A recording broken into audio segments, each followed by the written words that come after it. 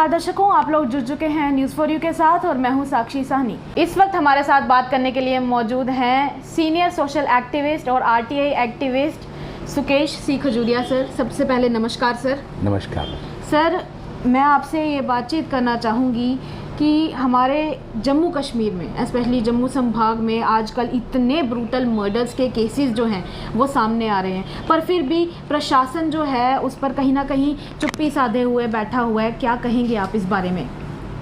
देखिए साक्षी जी, ये बहुत चिंता का विषय है। 1 अगस्त को राकेश खजूरिया जो जेंट्स टेलर मास्टर थे वो अपने घर से लापता हो जाते हैं, लेकिन उनके घर के बाहर एक सीसीटीवी फुटेज ये बताती है कि राकेश खजूरिया जो उधमपुर के रहने वाले हैं, जेंट्स टेलर मास्टर थे और अपनी फैमिली के इकलौते अर्निंग हैंड थे। वो सीसीटीवी फुटेज ये बताती है कि 1 अगस्त को वो 9:30 बजे अपनी गली के अंदर एंटर करते हैं और वही सीसीटीवी फुटेज बताती है कि वो 10:30 बजे अपनी गली से बाहर आते हैं। और उसके बाद क्या होता है, वो अपने मोबाइल की टॉर्च जलाते हैं और उनके गली के बाहर एक ट्रक लगा हुआ है। ट्रक के पीछे से एक वाइट कलर की गाड़ी आती है। उस वाइट कलर की गाड़ी में वो बैठते हैं और ऐसा वहाँ से सीसीटीवी फुटेज से लगता है कि वो अपनी मर्ज़ी से उस गाड़ी में बैठते हैं, लेकिन उसके बाद उनका मोबाइल स्विच ऑफ हो जाता है। उनकी धर्मपत्नी पूनम खजूरिया अपने नियर एंड डियर से पूछताछ करती हैं कि क्या मेरे हस्बैंड राकेश खजूरिया आपके घर तो नहीं आए थे? तो जब वो सब छानबीन करने के बाद ये इस नतीजे पे पहुंच जाती हैं कि वो गुम हो गए हैं, तो वो पुलिस स्टेशन जाके एक कंप्लेंट कराते हैं मिसिंग की। तो पुलिस के पास मिसिंग की कंप्लेंट उनकी हो गई। जैसा कि आप जानते हैं कि हर सिटीज़न को कॉन्स्टिट्यूशनल राइट मिला हुआ है, उसका ये फंडामेंटल राइट है, राइट टू लाइफ। और जिन लोगों का ये काम है कि लाइफ को प्रोटेक्ट करना, ये उनकी कॉन्स्टिट्यूशनल ड्यूटी है, क्योंकि राइट टू लाइफ मीनिंगलेस है अगर गवर्नमेंट के जो ऑर्गन्स हैं, अगर वो अपनी कॉन्स्टिट्यूशनल ड्यूटी नहीं समझेंगे कि लोगों की लाइफ को प्रोटेक्ट करना। लेकिन जब ये कंप्लेंट पुलिस स्टेशन में लगी, उनको लगा कि ये राकेश खजूरिया एक आम आदमी है, ये वो आदमी है जो लास्ट पायदान पे खड़ा है, तो हमें इसको ढूंढने की ज़रूरत नहीं है। 1 तारीख से लेकर 7 तारीख तक पुलिस के पास बहुत सारा टाइम था। पुलिस अगर प्रोफेशनल तरीके से उसको ढूंढना चाहती, साक्षी जी, पुलिस अगर इनकी कॉल रिकॉर्ड्स निकालती तो पुलिस को ये पता चल सकता था कि लास्ट कॉल इनको किसने की, ये किस किस इशू पे बात करते थे, कौन कौन लोग इनके संपर्क में थे, क्या कोई क्रिमिनल्स की इनको थ्रेटनिंग कॉल तो नहीं आती थी, या कोई मिलिटेंट की थ्रेटनिंग कॉल तो नहीं आई, या कोई इंटरनेशनल कॉन्स्पिरेसी की कोई कॉल तो नहीं आई। तो ये सब बातें जो हैं इन्वेस्टिगेशन का इशू था। लेकिन 1 से लेकर 7 तारीख तक पुलिस ने इस लास्ट पायदान में जो खड़ा राकेश खजूरिया था, उसकी लाइफ को इतना इम्पोर्टेंट नहीं समझा। उसके बाद क्या हुआ, 7 तारीख को इनके पास ही एक राज पैलेस है उधमपुर में। राज पैलेस की बैक साइड पे एक वृद्ध आश्रम है और वहाँ पे दूधाधारी टेम्पल भी है। उस के पीछे एक नाला है, वहाँ पे इनकी डेड बॉडी पाई गई। वो वहाँ के लोकल लोगों ने देखा, उन्होंने पुलिस को इन्फॉर्म किया। पुलिस मौके पे पहुँची तो पुलिस उस डेड बॉडी को आइडेंटिफाई नहीं कर पाई। उन्होंने इनके फैमिली मेम्बर्स को बुलाया। उन्होंने कहा कि ये राकेश खजूरिया है, क्योंकि इसकी उंगली में एक अंगूठी थी चांदी की। और इसने बाजू पे जो धागे बांधे थे उससे आइडेंटिफाई हो गया कि ये राकेश खजूरिया है। राकेश खजूरिया की जब डेड बॉडी मिली तो सबसे चिंता का विषय वो थी, उस डेड बॉडी की आंखें निकाली हुई थी, सिर के बाल काट दिए हुए थे, नाक काट दिया हुआ था, पैर का अंगूठा काट दिया हुआ था। तो जब ये बातें सब पता चली तो मैंने एसएसपी साहब उधमपुर जो हैं डॉक्टर विनोद जी, मैंने उनको फ़ोन किया और उन्होंने मेरा फ़ोन जो है वो उठाया। मैंने उनसे बात की, मैंने कहा ये जो राकेश खजूरिया है जिसको ट्रेस करने में पुलिस जो है विफल हो गई, अब आपके पास सवेरे इसके पोस्टमार्टम के अलावा आपके पास और कोई एविडेंस नहीं है। दूसरा, इसका कॉल रिकॉर्ड भी आपके पास एक सोल एविडेंस है। मैंने कहा इसकी जो सवेरे पोस्टमार्टम आप करेंगे वो इन दी प्रेजेंस ऑफ मैजिस्ट्रेट होना चाहिए, नंबर 1। नंबर 2, उसकी वीडियोग्राफी होनी चाहिए। नंबर 3, बोर्ड कॉन्स्टिट्यूट होना चाहिए। नंबर 3, अगर आपके पास उधमपुर में कोई फॉरेंसिक एक्सपर्ट है तो ठीक, नहीं है तो आप जम्मू से फॉरेंसिक एक्सपर्ट को भी बुला लीजिए। मैंने कहा to the best of your knowledge and ability, आज की डेट में जो भी नए साइंटिफिक मेथड या कोई भी ऐसे मेथड्स आए हैं जिनसे और भी एविडेंसेस कलेक्ट हो सकते हैं तो वो भी आप कर लीजिएगा।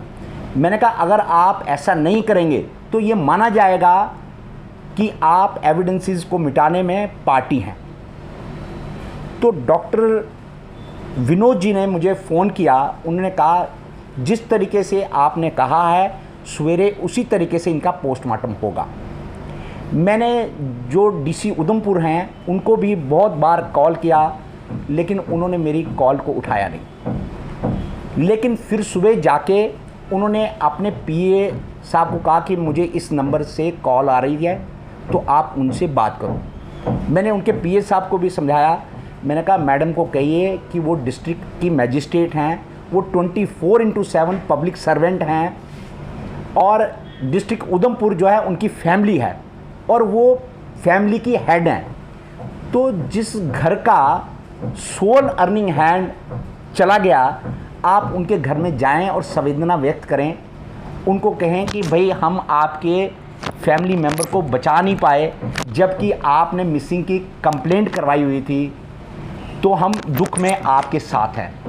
लेकिन एडमिनिस्ट्रेशन इतनी संवेदनशील नहीं थी। क्या जवाब आया? एडमिनिस्ट्रेशन वहाँ पे गई नहीं। क्यों? क्योंकि आज की डेट में जम्मू कश्मीर यूनियन टेरिटरी में एडमिनिस्ट्रेशन जो है वो संवेदनशील ही नहीं है। तो ये बातें जो है एक चिंता का विषय बनती हैं आज के समाज में। अब उससे भी बड़ा चिंता का विषय इस बात पे हुआ कि जो मेंबर पार्लियामेंट हैं, जो पब्लिक रिप्रेजेंटेटिव हैं, वो उस बात पे कोई ट्वीट नहीं करते हैं, जबकि छोटी सी छोटी बात के लिए वो अपनी कॉन्स्टिट्यूएंसी में ट्वीट करते हैं। वहाँ की जो लोकल लीडरशिप है वो खामोश क्यों है? ये बहुत बड़ा चिंता का विषय है आज के समाज के लिए। उसके बाद जो मीडिया है वो टोटली ब्लैकआउट, सिर्फ खबर छपती है उधमपुर डिस्ट्रिक्ट के अंदर। Rest of the country, rest of the union territory को पता ही नहीं चलता है कि उधमपुर में क्या हुआ है। तो ऐसे जब बातें होती हैं तो ये समाज के लिए, जो सभ्य समाज है, उसके लिए अच्छी नहीं है। क्योंकि करप्शन किसी ने, एक आदमी ने शुरू की थी, हम सब उस टाइम देखते रहे मूर्ख दर्शक बन के, और आज वो करप्शन जो है पूरे समाज को खा रही है। मिलिटेंसी जब स्टार्ट हुई थी तो जो इंटरनेशनल लेवल पे बड़ी बड़ी कंट्रीज़ हैं, जो पावरफुल कंट्रीज़ हैं, उन्होंने इनकी तरफ ध्यान नहीं दिया। आज वो भी उस चपेट में आ गई हैं। तो जब सभ्य समाज बोलता नहीं है तो वो ये समझ ले कि वो आने वाले दिन उसके अच्छे नहीं हैं। क्यों? कि जब हम ये सोच के बोलते हैं कि हमारे साथ थोड़ी हुआ है, ये तो राकेश खजूरिया के साथ हुआ है, तो राकेश खजूरिया की फैमिली ही सिर्फ सफ़र करे, ऐसा नहीं होगा। ये चीज़ें पूरे समाज को लपेट में ले लेंगी। अपनी जब चपेट में ले लेंगी तो उस टाइम समाज के लिए बहुत लेट हो चुका होगा। तो इस इशू पे मैंने अपनी वॉइस को रेज किया। बीइंग ए अवेयर सिटीज़न, फिर इन्होंने क्या किया, उसमें उधमपुर में इंक्वेस्ट बिठा दी under section 174 of the CRPC, और उसके बाद सिट भी कॉन्स्टिट्यूट की गई। तो सिट जब कॉन्स्टिट्यूट की गई, बड़ी मज़े की बात है, उसमें IO जो बनाए गए वो वही बनाए गए जो उस पुलिस स्टेशन के SHO थे, जिन्होंने राकेश खजूरिया की 1 तारीख से लेकर 7 तारीख तक ट्रेस नहीं कर पाए। जो SHO ट्रेस नहीं कर पाया तो वो क्या इन्वेस्टिगेशन उनकी करेगा? आपने उनको क्यों सिट का मेंबर रखा?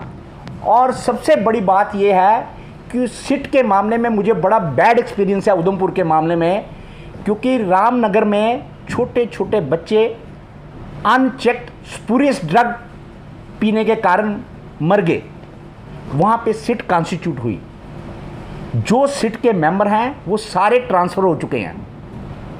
Physically there is no seat, paper में वो सिट एग्जिस्ट कर रही है। और अभी तक उस केस में जो FIR रामनगर में लगी है उसमें अभी तक चालान नहीं पेश हो सका। तो पास्ट रिकॉर्ड डिस्ट्रिक्ट उधमपुर का ये बताता है कि जितने भी ब्लाइंड मर्डर्स हुए हैं लास्ट 10 ईयर्स में, पुलिस की पूरी इन्वेस्टिगेशन है। ये भी एक सभ्य समाज के लिए चिंता का विषय है कि ऐसा क्या हो रहा है वहाँ पे कि वहाँ पे ब्लाइंड मर्डर्स हो रहे हैं, और जिन लोगों को बोलना चाहिए वो मूर्ख दर्शक बन के देख रहे हैं।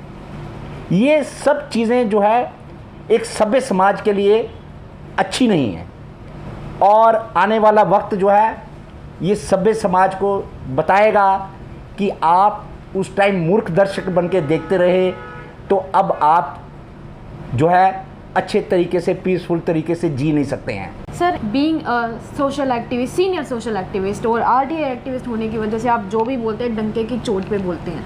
सर, आप इस बारे में क्या कहेंगे कि पुलिस ने इतनी बुरी तरह से ये सबको इग्नोर किया है, और जिस तरह से ये मामले हैं ये सब इतने पेचीदा हो गए हैं कि अब जब पीछे मुड़कर देखा जाता है, जैसा कि आपने भी कहा, सिर्फ और सिर्फ नेग्लिजेंस दिखाई दी जाती है, जिसका खामियाजा आने वाली जनरेशन्स को भुगतना पड़ सकता है। देखिए,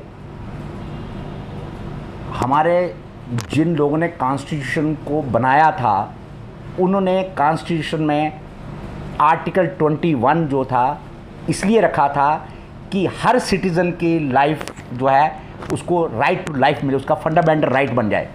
लेकिन वो फंडामेंटल राइट तब तक फंडामेंटल राइट नहीं बन सकता जब तक जो ऑर्गन्स गवर्नमेंट के हैं जिन्होंने आपकी लाइफ को प्रोटेक्ट करना है वो अपनी फंडामेंटल ड्यूटी ना समझे। तो ये बात जो सरकार में हैं उन लोगों को सोचनी पड़ेगी कि क्या ये कॉन्स्टिट्यूशनल ड्यूटी है हमारी कि नहीं। अगर वो नहीं समझेंगे तो पीस एंड प्रॉस्पेरिटी आने वाले दिनों में ख़त्म हो जाएगी। सूत्रों के अनुसार ये भी पता चला है कि आप कुछ ही समय में दिल्ली जाने वाले हैं। अगर आप चाहें तो आप हमारे दर्शकों को ज़रूर बताएं इस बारे में। देखिए, अभी मैं इन बातों पे आपसे चर्चा नहीं करूंगा, क्योंकि मैं इन चीज़ों को बड़ी गहराई से देख रहा हूं कि जो डिस्ट्रिक्ट उधमपुर में हुआ, जो डिस्ट्रिक्ट कठुआ में हुआ, हीरानगर में, जी हाँ, जो चनैनी में हुआ, वो इस बात का संकेत है कि आने वाले दिन इस डिस्ट्रिक्ट के लिए, इस जम्मू कश्मीर यूनियन टेरिटरी के लिए अच्छे नहीं हैं। क्योंकि जो लोग जिनको बोलना चाहिए सभ्य समाज में, वो मूर्ख दर्शक बन के देख रहे हैं। ऐसा क्या है कि वो क्यों नहीं बोल पा रहे हैं, ये $1 मिलियन क्वेश्चन है। आखिर में मैं यही पूछूंगी कि इस वक्त जो भी लोग आपको देख रहे हैं उनसे आप इस सब के बारे में क्या कहना चाहेंगे? मैं लोगों को कहूँगा, ये मत सोचिए कि राकेश खजूरिया जो है वो मारा गया है। आप ये सोचिए कि कल को और भी कोई मारा जा सकता है जो आपका मेरा बड़ा अजीज़ हो सकता है। क्या हम उस टाइम तक इंतज़ार करेंगे? क्या वो मरे तो तब हम बोलेंगे? तो आपको अपनी जहाँ पे भी आप हैं, आपको अपनी वॉइस को रेज़ करना चाहिए। जो लोग इन चीज़ों के बारे में नहीं बोलते हैं वो कौमें ज़िंदा नहीं होती हैं, वो कौमें मुर्दा होती हैं। ज़िंदा कौमें ही ज़िंदा दिली रखती हैं और वो ही देश को आगे बढ़ाती हैं। आपके साथ बात करके हमें बहुत अच्छा लगा। अब सबसे बड़ी बात है, जैसा कि सर ने भी कहा है कि आप सब लोगों को भी अब इस सब को लेकर आवाज़ उठानी चाहिए, क्योंकि कल को ऐसा ना हो कि अब जो भी हो वो आपके ज़िम्मे हो, क्योंकि आप नहीं चाहेंगे, ना ही और कोई चाहेगा कि अब वो हम में से किसी एक के अजीज़ के साथ हो। अपनी आवाज़ को ज़रूर बुलंद कीजिए और इसी तरह की खबरों के लिए आप लोग हमारे साथ बने रहिए। और आखिर में जाते जाते मैं यही कहूँगी, आप इस सब के बारे में क्या सोचते हैं? राकेश खजूरिया के केस के बारे में आप लोग क्या सोचते हैं? उसको लेकर जितने भी आपके विचार हैं उन्हें कॉमेंट्स में व्यक्त करना बिल्कुल मत भूलिएगा। और इस तरह की खबरों के लिए आप लोग हमारे साथ बने रहिए। साक्षी साहनी, न्यूज़ फॉर यू।